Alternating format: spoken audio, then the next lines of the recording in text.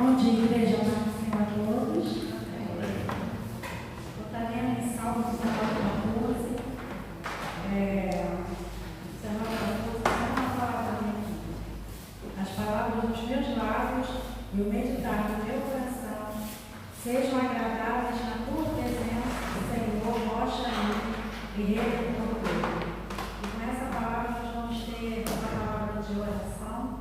Vamos louvar, e adorar o nosso Deus nessa palavra de oração. Eu vou pedir ao irmão Carlos que esteja fazendo essa oração. Soberano Deus, eterno Pai, nós te adoramos, Deus, na beleza da tua santidade. Bendizemos o seu nome, Deus. Te agradecemos, ó Pai, porque fizeste os céus, a terra.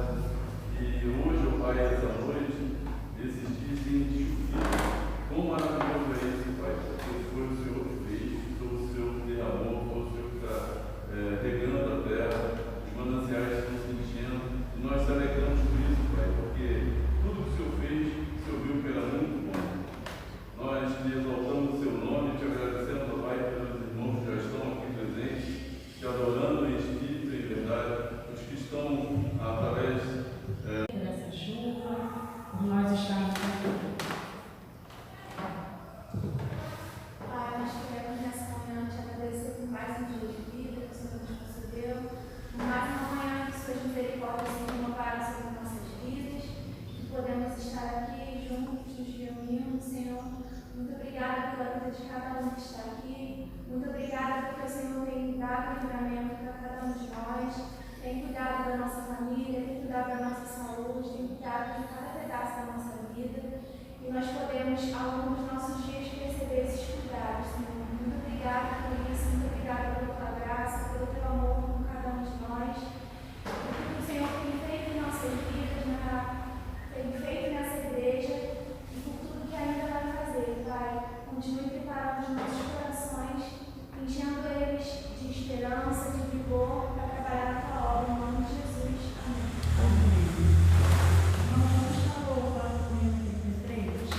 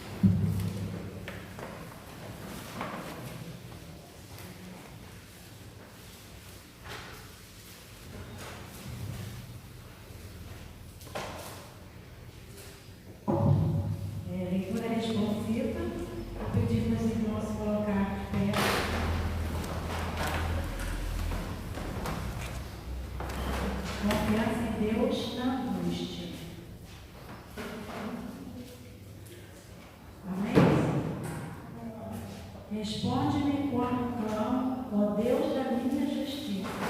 Na angústia me tens aliviado, tem misericórdia de mim e ouve a minha oração. Ó homens, até quando tornareis a minha glória vexame? E amareis a vaidade e buscareis a injustiça. Sabei, porém, que o Senhor distingue para si o piedoso, o Senhor me ouve quando eu clamo por ele. Irai-vos e não pequeis, consultai ao parecer o coração e sossegai. Oferecei sacrifício de justiça e confiai no Senhor. Há muitos que dizem: quem nos dará a conhecer o bem? Senhor, levanta sobre nós a luz do teu rosto.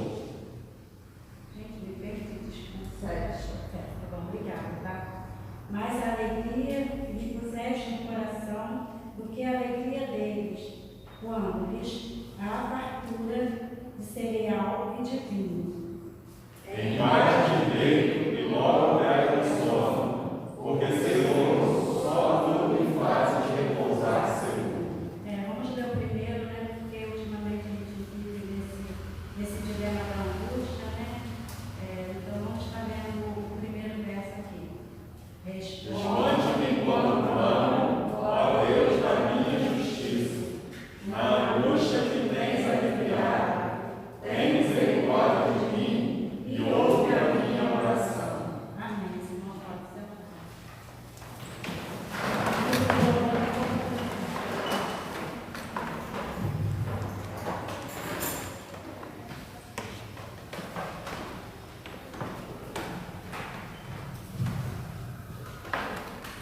Convido os irmãos se colocarem de pé para que a gente esteja com todas as mãos.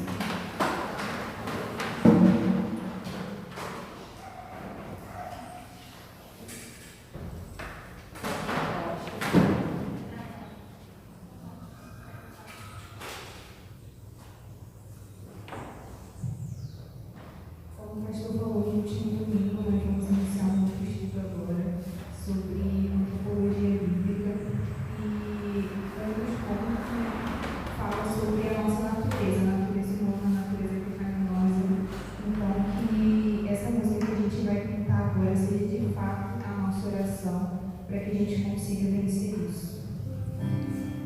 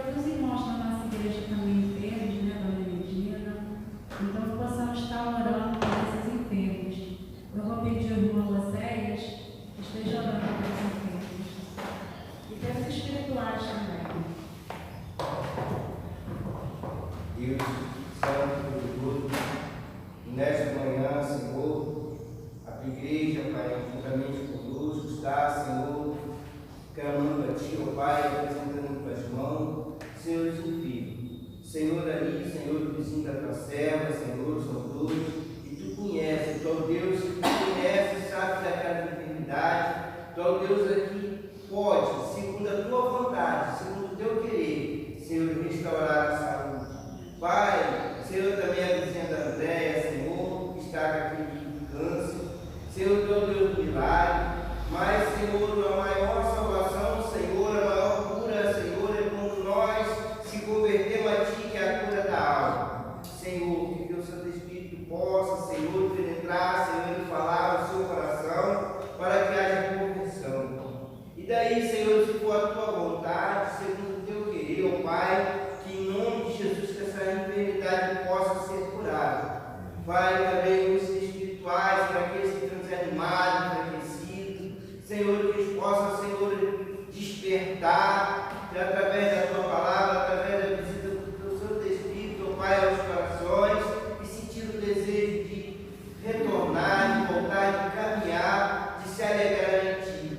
Que nós possamos, Senhor, sentir fraco, Senhor, que esse qual Senhor, necessidade, Senhor, se arrependa e se aquebrante os corações, Senhor, invoque o Teu nome, Senhor, e te peça renovo, força para estar aqui, Senhor, cultuando a Ti, aonde, Senhor, aqui, Senhor, é o local onde nós revitalizamos, onde nós renovamos a força, a fé, através da Tua palavra. Senhor, eu te peço, fica conosco, em nome de Jesus. Amém.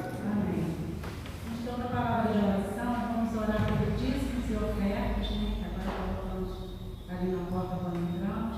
Domingo que vem, dia do Senhor, que Deus esteja nos abençoando, para que nós possamos estar abençoando outras pessoas também. Vou pedir a irmã Rosa que ore pelos dízimos e ofertas.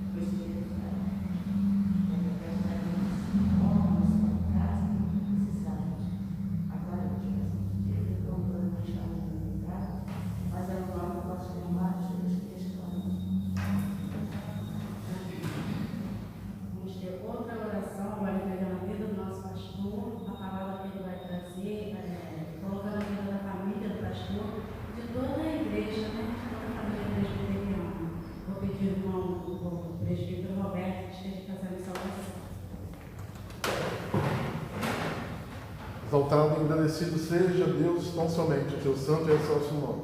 Para isso aqui estamos, trazidos por Ti, na manhã deste dia, Deus, para prestarmos o culto que só a Ti é devido. Perdoa-nos, purifica-nos, lava-nos de toda transgressão, ó Deus, para que o nosso louvor possa chegar diante da Tua presença como um suave aroma. Neste momento nós pedimos que venhas ungir a Tua igreja, bem como o Teu servo que trará a Tua mensagem aos nossos corações, abrindo-nos a Tua palavra, Deus, para entendermos e não somente entendermos, mas guardarmos e colocarmos em prática segundo o Teu querer, segundo a Tua vontade. Abençoe a vida do Teu servo, bem como de toda a sua família, ó Pai, sustentando, guardando, suprindo todas as suas necessidades.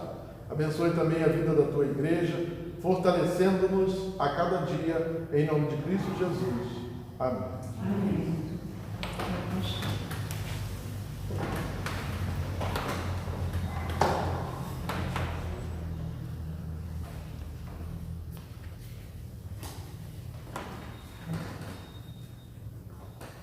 Bom dia, irmãos.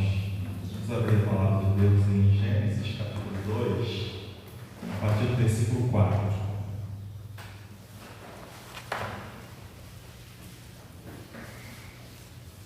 Gênesis capítulo 2, verso 4. Vamos ler até o 17.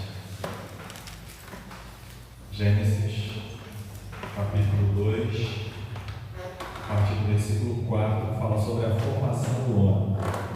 Esta é a gênese dos céus e da terra, quando foram criados, quando o Senhor Deus os criou.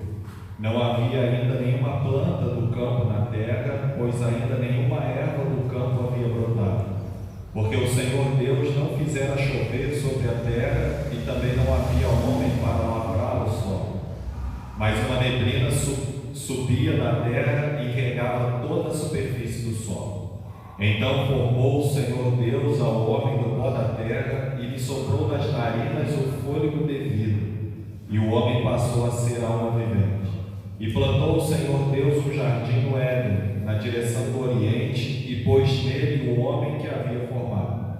Do solo fez o Senhor Deus brotar toda a sorte de árvores agradáveis à vista e boas para o alimento, e também a árvore da vida no meio do jardim, a árvore do conhecimento do bem e do mal. E saía um rio do Éden para regar o jardim, e dali se dividia, repartindo-se em 4 braços. O primeiro chamava-se Pison, é o que rodeia a terra de Avilá, onde há ouro. O ouro dessa terra é bom. Também se encontram lá o bidélio e a pedra de ônix. O segundo rio chama-se Gion, é o que circunda a terra de Cush. O nome do terceiro rio é Tigre, é o que corre pelo oriente da Assíria, e o quarto é o Eufrates. Tomou, pois, o Senhor Deus ao homem e o colocou no jardim do Éden para o cultivar e o guardar. E o Senhor Deus lhe deu esta ordem: de toda a árvore do jardim comerás livremente, mas da árvore do conhecimento do bem e do mal não comerás, porque no dia em que dela comeres, certamente morrerás. Para a gente começar a conversar sobre esse texto, quero dizer para os irmãos alguns detalhes que se fazem necessários. Como a gente já anunciou, hoje então a gente está começando o assunto antropologia bíblica ou antropologia teológica. A antropologia é o ensino do homem. Antropós é homem, e logia, ensino, estudo. E a gente vai começar a falar sobre esse assunto, e esse assunto trata sobre o ser humano como um todo. Vai ensinar, vai mostrar para a gente a visão bíblica sobre a formação do homem, a essência do homem, a natureza do homem, o pecado que veio e mudou completamente as circunstâncias, tanto da criação quanto também do ser humano. Nós veremos a ação de Deus constante e graciosa de fazer aliança com o homem. A gente vai conversar sobre as alianças das obras, a aliança da graça. Nós vamos aprender todo esse assunto de o que é o homem e como o homem se relaciona com Deus, como o homem deve se relacionar com Deus e como Deus se relaciona com o homem. Então, esses assuntos a gente vai conversar nesse tema, antropologia bíblica. E por que antropologia bíblica? Porque nós iremos ver o que a Bíblia fala sobre o homem. O nosso livro-texto vai ser a palavra de Deus. Então a gente vai ver o que a Bíblia fala do homem e como ela fala. E nós precisamos aprender sobre isso para que a gente saiba como proceder diante de Deus e também descubra de fato quem nós somos, não é? O que somos e para que fomos criados. Porque a Bíblia ensina claramente que fomos criados para o louvor da glória do nome do nosso Senhor. Quando a gente estuda sobre esse assunto, conversa sobre isso, R.C. Sproul chega a dizer dizer que é uma mútua dependência. Por que mútua dependência? Não que Deus dependa da gente, não. Mas a mútua dependência é de nós termos conhecimento de Deus e ao mesmo tempo autoconhecimento, conhecimento de nós mesmos. Por que isso é importante? Porque quanto mais nós conhecemos a Deus, mais nós nos conhecemos, mais nós percebemos que somos falhos, que somos pecadores e que precisamos cada vez mais do nosso Senhor. E quanto mais nós nos conhecemos, mais nós valorizamos o conhecimento do nosso Deus, mais nós glorificamos quando aprendemos sobre o Senhor, quando entendemos que esse Deus é o Deus da providência, é o Deus que tem cuidado de nós, é o Deus que nos sustenta, e que se não for a boa e poderosa mão do Senhor sobre a nossa vida, ser humano, a gente não é nada.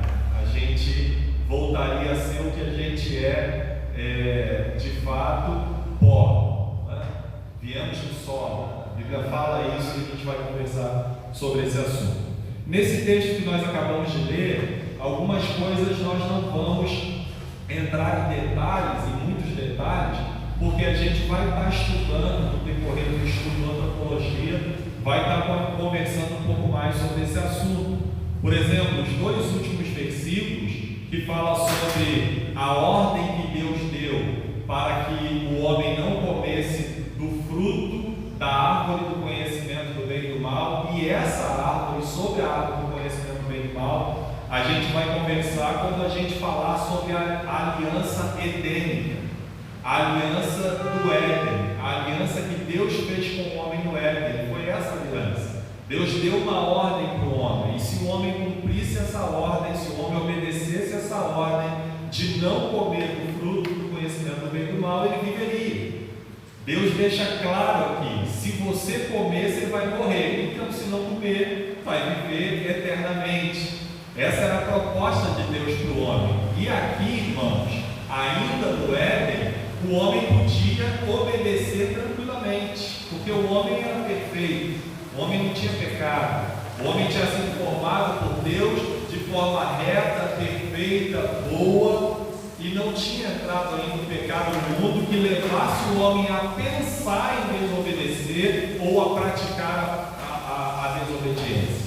Então, nós aprendemos aqui no texto o seguinte: a formação do homem. É importante a gente falar que a Bíblia, nesse momento, quando ela fala da formação do homem e da formação da mulher, ela não está falando sobre 3 criações, ela não está falando sobre criações distintas, ela está falando de um complemento, ela está falando da mesma coisa, ela está falando de detalhes e de ações específicas, porque no capítulo 1 a gente vê Deus criando todas as coisas, inclusive o ser humano, e aqui no capítulo 2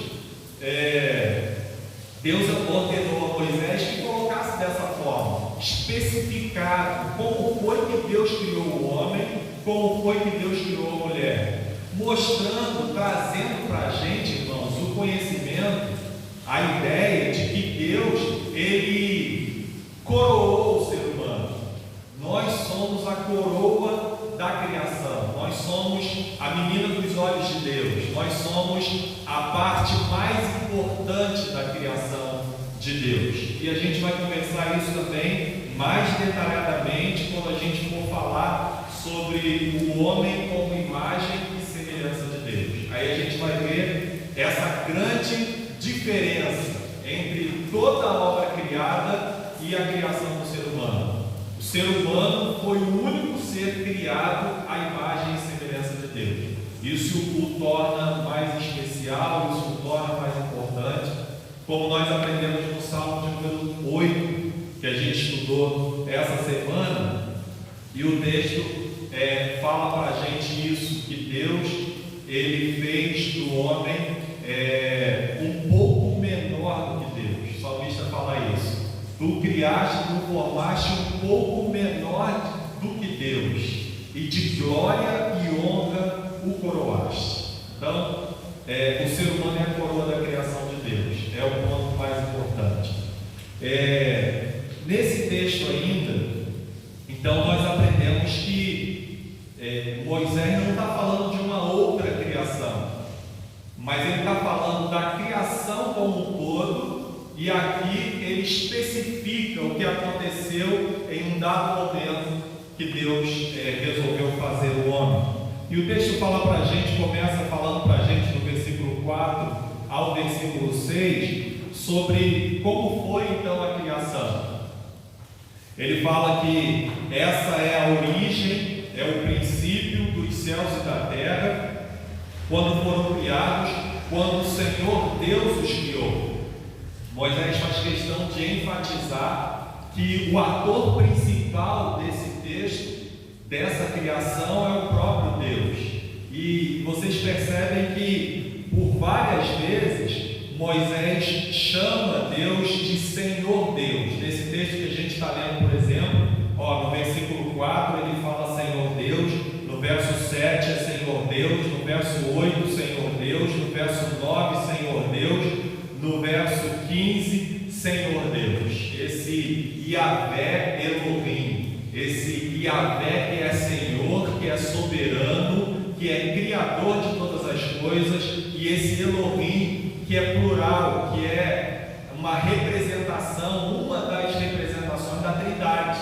Ou seja, o nosso Deus, que é o único, que é total em essência, mas que também é trino, mas que também está dividido em 3 pessoas. Então, quando Moisés está falando aqui Senhor Deus, ele está falando desse ator principal, que é Deus, que é a Trindade presente na obra da criação. E a gente vê isso claramente quando a gente começa lendo sobre a criação, que não é um assunto que a gente vai conversar. A gente já falou sobre a criação na grande história.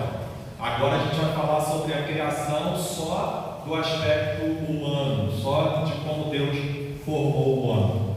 E a Bíblia fala para a gente que não havia ainda nenhuma planta na terra. Por quê? Porque não havia. Porque Deus ainda não havia feito o homem para colocá-lo no jardim, na terra, para lavrar a terra. E aí a gente vai conversar um pouco mais sobre isso, mostrando a importância do trabalho. O próprio Deus criou o trabalho, o valor que nós precisamos dar ao trabalho, ao que a gente faz, tanto secularmente, quanto no trabalho para o Senhor. Esse trabalho que nós prestamos ao Senhor, irmãos, é culto. O que a Bíblia está mostrando para a gente que quando trabalhamos para o Senhor, quando trabalhamos de um modo geral em qualquer atividade, nós estamos prestando culto ao nosso Senhor. Nós estamos adorando a Deus pelo sustento, pela formação, pela vida, por tudo que o Senhor tem feito por cada um de nós.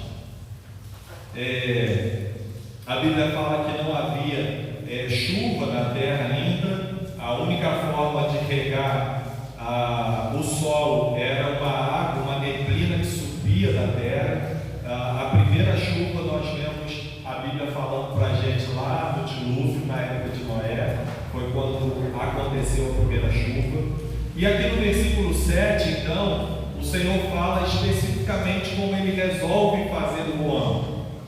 Quando a gente lê o capítulo 1 de Gênesis, no versículo de número 26, ele diz: façamos o homem. E como ele fez o homem? Aí o verso 7 especifica isso para a gente.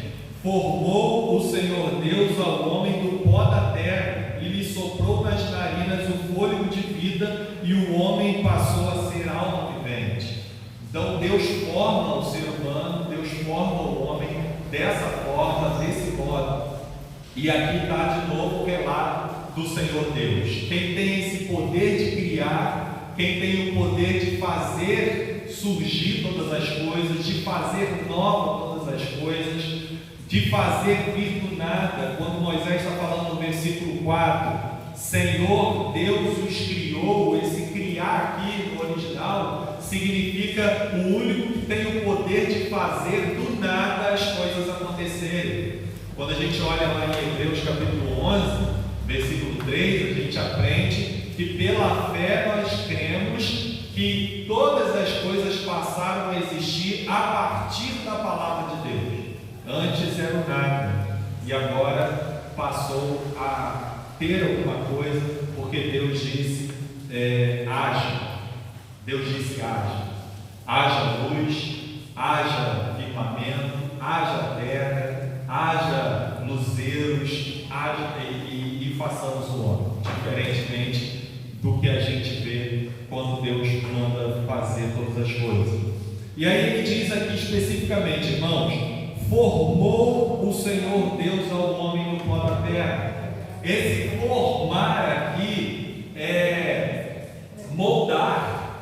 Deus ele pegou como que uma forma e ele moldou o homem. Ele fez o homem de acordo com o que ele quis, de acordo com o modelo que ele quis que existisse.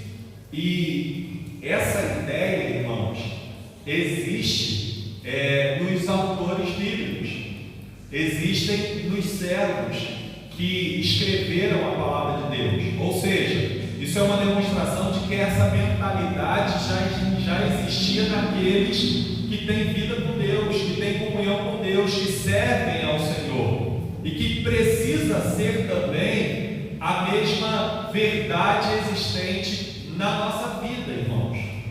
O texto fala para a gente que Deus formou o ser humano.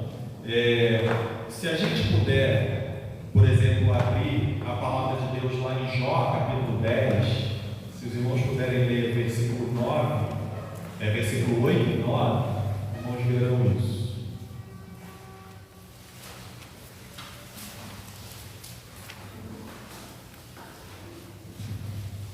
As tuas mãos plasmaram e me aperfeiçoaram, porém agora querem devorar-me.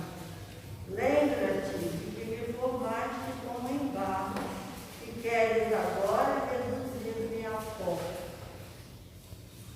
Amém. Jó, ele tinha essa mentalidade de que ele foi formado por Deus. Essa formação veio do solo, veio da terra, e Deus foi quem fez esse molde.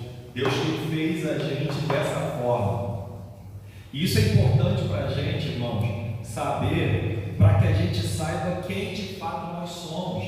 Porque hoje em dia, na prática do dia a dia, nós vemos isso sendo perdido na consciência humana. As pessoas acham que são alguma coisa, as pessoas acham que são deuses, né? As pessoas acham que são Deus, as pessoas acham que são mais do que os outros, não é? Nós precisamos ter cuidado com isso, porque aprendemos na palavra de Deus que Deus formou o ser humano igualmente, da mesma forma. Do pó da terra, nós somos solo, nós somos pó, nós somos da terra, é a nossa natureza, é a nossa vida e também a nossa morte. Eclesiastes capítulo 12, ele fala que do pó nós viemos e para o pó nós voltaremos. Então a gente é da terra, a gente é do solo, a gente tem que estar com o pé no chão. Não é? Humildade vem de humus, vem de terra, vem de pé no chão, vem de consciência de quem nós de fato somos. Então, como servos de Deus, nós não podemos viver de forma prepotente, arrogante, orgulhosa, achando que podemos, achando que somos mais do que os outros, achando que somos melhores. Não, nós somos fomos formados por Deus. Toda a humanidade, todo ser humano foi formado por Deus. Deus, ele resolve fazer dessa forma, pega uma forma e molda o homem de acordo com o que ele quis. Esse Senhor Elohim, esse Deus soberano, poderoso, trino, ele resolve fazer dessa forma. E ele mostra aqui para a gente, irmãos, que nós não só fomos formados, fomos moldados de acordo com a vontade de Deus, mas mostra a nossa total dependência de Deus. Porque se Deus não houvesse forma o fôlego de vida, jamais nós seríamos um ser vivente, uma alma vivente, como o texto fala. Então isso mostra para a gente a total dependência, o vínculo constante, completo que nós temos com Deus, porque a qualquer momento esse mesmo Deus que soprou em nossas narinas a vida, Ele tem poder para recolher, Ele tem poder para tirar. Por isso que a Bíblia fala claramente, é Deus quem tem poder de fazer isso. No Evangelho de Mateus, o Senhor Jesus, Ele ensina aos seus discípulos dizendo o seguinte: olha, vocês não têm que temer o homem que só tem poder de matar a carne. Vocês têm que temer a Deus que tem poder de matar a carne e de jogar a alma no inferno, de lançar a alma no inferno. Então Deus é poderoso para dar a vida, Deus é poderoso para tirá-la. Esse assunto a gente vai conversar também durante os estudos, mais especificamente quando a gente for falar sobre a origem da alma, quando a gente for falar sobre a essência do homem, que é dividida em algumas partes, que alguns chamam de monismo, outros chamam de dicotomia e outros chamam de tricotomia. A gente vai conversar sobre isso um pouco mais. Então aqui mostra para a gente não só a formação de onde viemos, mas a total dependência que temos de Deus. A dependência porque foi Deus que nos deu a vida e nós precisamos que esse autor da vida continue nos sustentando, continue nos mantendo vivos. E aí a gente louva a Deus quando a gente aprende um pouco mais sobre a providência. Esse estudo é a providência de Deus, que fala sobre no tema que a gente estuda sobre os decretos de Deus, a providência de Deus ensina para a gente esse cuidado de Deus, esse sustento de Deus, esse livramento constante, essa ação poderosa de Deus em manter e sustentar todas as coisas criadas do modo como Ele quis que elas existissem. Então, esse texto traz para a gente esse conhecimento. Olha a importância da antropologia, a importância da gente saber como nós fomos formados, por quem nós fomos formados, de quem nós somos dependentes, de quem nós somos, para a gente poder viver, irmãos, com os pés no solo o tempo todo, sem achar que a gente está nas nuvens, sem achar que a gente está viajando, mas a gente tem que viver com o pé no chão e com a cabeça no céu, como os apóstolos ensinam para a gente.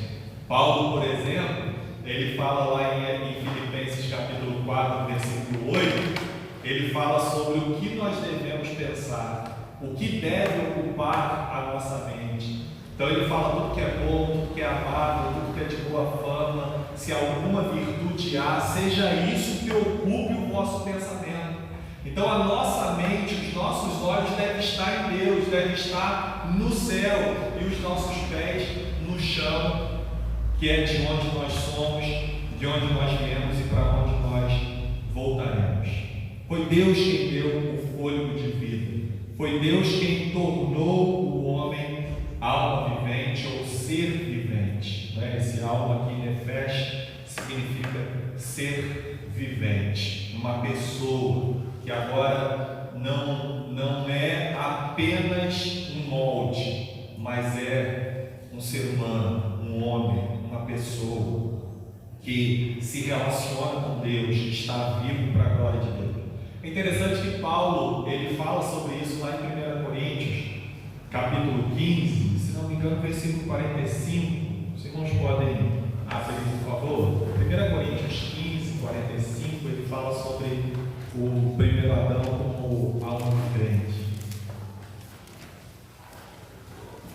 As Escrituras nos dizem: o primeiro homem, Adão, se tornou ser vivo, mas o último Adão é o Espírito da vida. Amém. Esse primeiro Adão é o ser vivo, é o alma vivente, é o que nós passamos a ser. O homem aqui é Adão,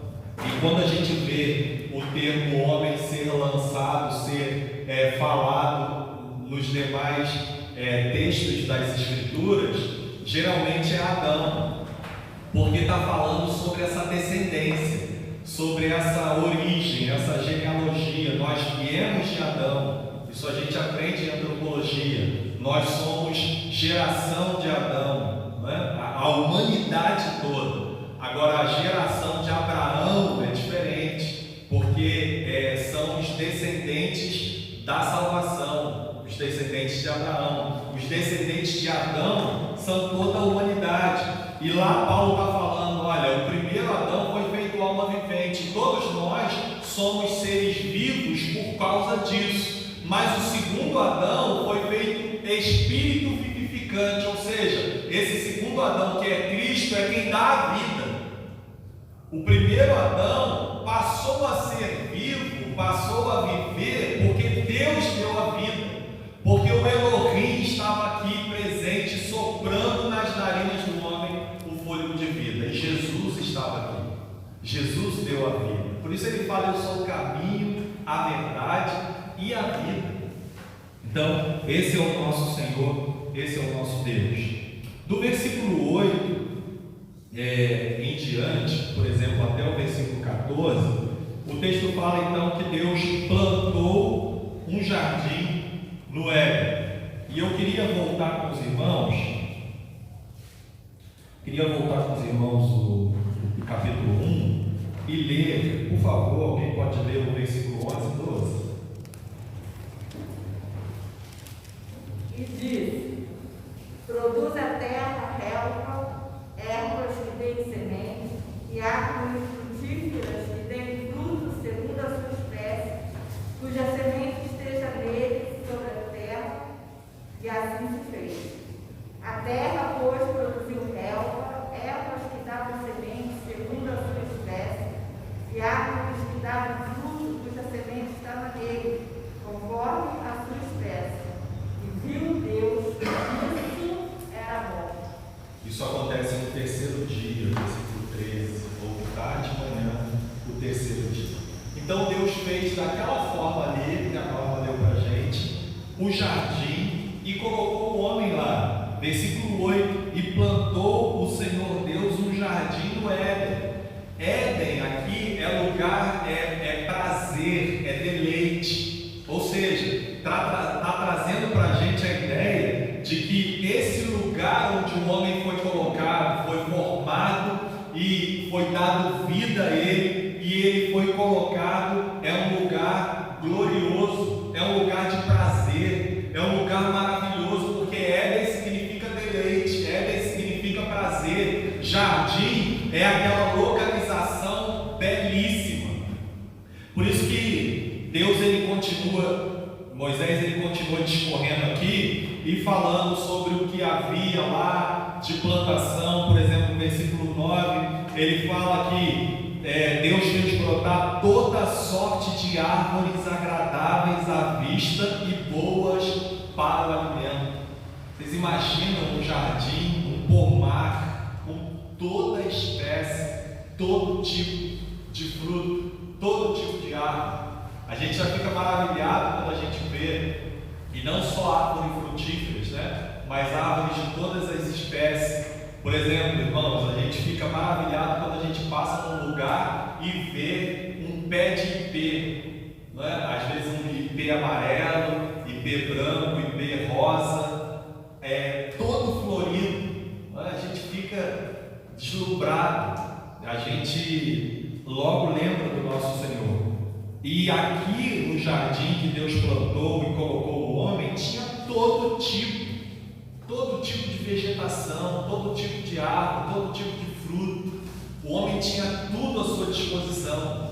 Essa ideia, irmãos, passada aqui pelo Senhor, mostrando para a gente que Deus colocou o homem que havia formado, que ali tinha todo tipo de árvores frutíferas, tinha o rio que nascia no Éden e se dividia em 4 braços. E aí o texto vai falando sobre cada um desses rios e a riqueza que havia ali nesse jardim, né? Porque o texto fala para a gente que o primeiro se chamava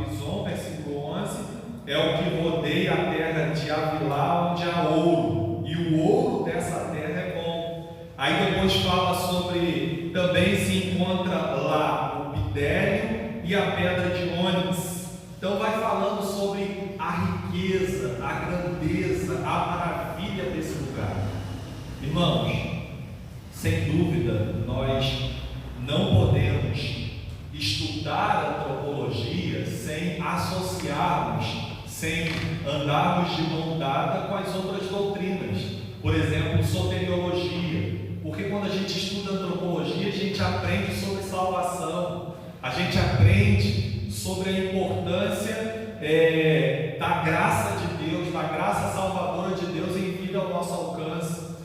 A gente aprende como nós éramos em Adão no jardim, que é a representação do próprio Cristo, mas também aprendemos como nós nos tornamos a partir do capítulo 3, no pecado, e olhamos também para Cristo e vemos que esse Cristo que encarnou, esse Cristo que veio e morreu por nós, ele é o Cristo perfeito como o homem do Éden.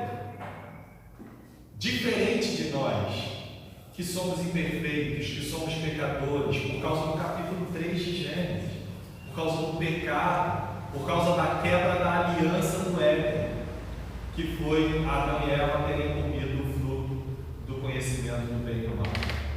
O texto está falando para a gente que esse jardim é a coisa mais linda.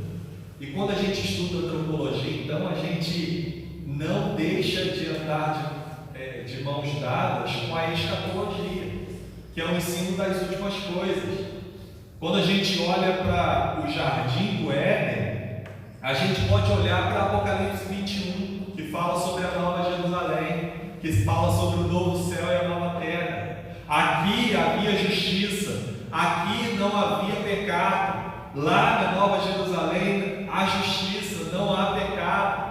Lá Deus enxugará dos nossos olhos toda lágrima. Aqui também não havia dor, não havia lágrima, não havia sofrimento, porque o Éden de Deus era o lugar de prazer. Por isso o termo Éden, por isso Moisés usou esse termo, inspirado por Deus, dizendo Éden, lugar de prazer, lugar de deleite, não lugar de dor, não lugar de sofrimento. A Bíblia mostra para a gente, irmãos, no verso 9, que o homem tinha livre acesso à árvore da vida. Livre acesso. Essa proibição do acesso à árvore da vida só acontece aqui no capítulo 3. Vamos ler o versículo de número 24, capítulo 3. E expulso o homem, colocou querubins ao oriente do jardim do Éden, e o refugiu de uma espada que se revolvia para guardar o caminho da árvore da vida. Agora o homem está proibido de ter acesso à árvore da vida. Só que lá em Apocalipse 21 a gente vê que a Bíblia fala que a árvore da vida está ali, no centro da cidade. E as folhas são para a cura das nações, a Bíblia fala. A árvore da vida não deixará de dar fruto, ou seja, ali é um símbolo da presença de Deus, da vida de Deus na vida do homem, o tempo todo e eternamente. A árvore da vida ali simboliza a vida que Deus dá ao homem de forma completa. Então, quando a gente olha para esse jardim, a gente olha para a eternidade, a gente olha para as mansões celestiais que Deus está preparando para a gente, como a gente conversou em João capítulo 14.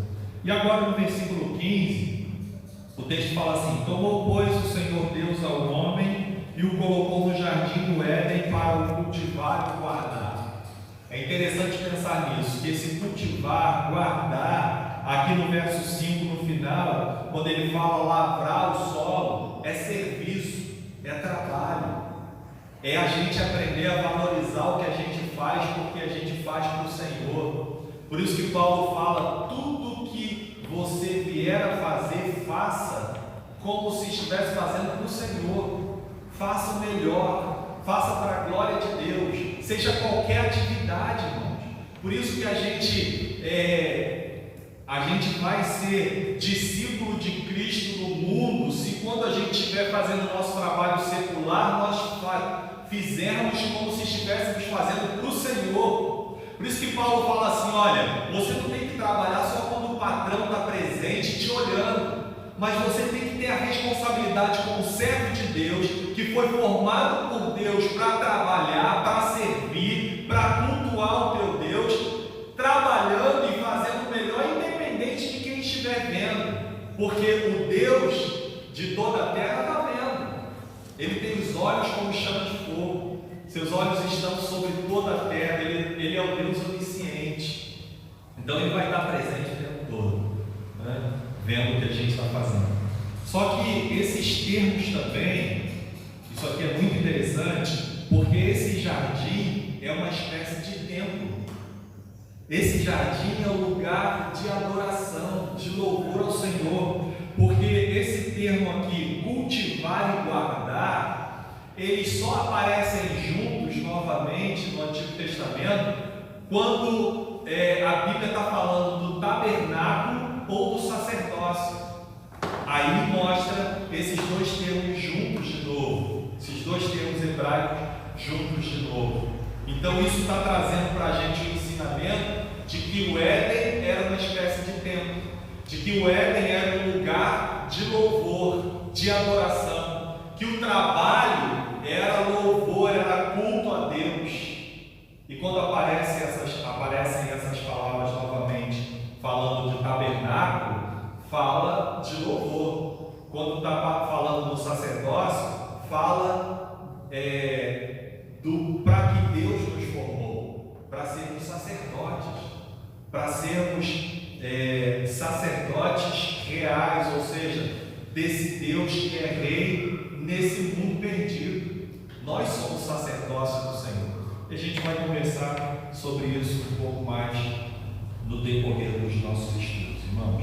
Então, esse é o primeiro momento, o primeiro contato que a gente está tendo sobre esse assunto. Não estou dizendo que os irmãos não sabiam ou não saibam desse assunto, certamente sabem, mas é interessante a gente olhar para ele com base nas Escrituras, que é o nosso livro texto para estudar sobre escatologia, antropologia teológica. Então a gente vai olhar para as Escrituras e ver como Deus apresenta o homem, como Deus olha, como Deus vê o homem, como nós precisamos conhecer a nós mesmos a partir das Escrituras. Isso vai servir para a gente também, irmãos, a aprender a lidar com todas as circunstâncias da vida a partir das Escrituras.